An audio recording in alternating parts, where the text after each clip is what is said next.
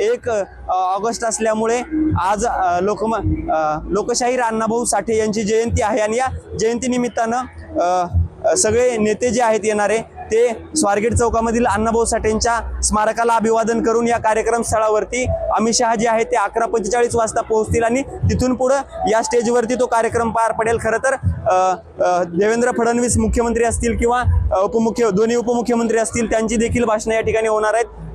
ट्रस्टचे अध्यक्ष असलेले रोहित टिळक देखील भाषण करतील आणि त्यानंतरनं इतर उपस्थितींची देखील भाषणं होतील। परंतु या कार्यक्रमामध्ये अमित शहा काय बोलणार याकडे सगळ्यांचं लक्ष लागलेलं आहे। कार्यक्रमाबद्दल सांगायचं झालं तर 2000 पेक्षा जास्त पोलीस जे आहेत ते गृहमंत्री अमित शहा यांच्या ताफ्यामध्ये आपल्याला असलेले पाहायला मिळतात, सुरक्षेसाठी असलेले पाहायला मिळतात।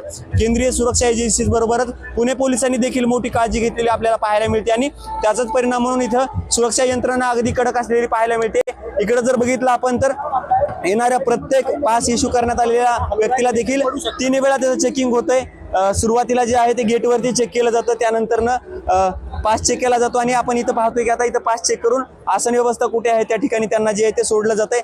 खरं तर हा कार्यक्रम सुरू कधी होणार याकडे सगळ्यांचं लक्ष लागलेलं असताना आता अमित शहा कधी काय या ठिकाणी कार्यक्रमामध्ये कधी पोहोचणार आणि कार्यक्रमामध्ये आज ते काय बोलतील याकडे सगळ्यांचं लक्ष लागलंय। जय महाराष्ट्रासाठी निखिल सुक्रे, पुणे।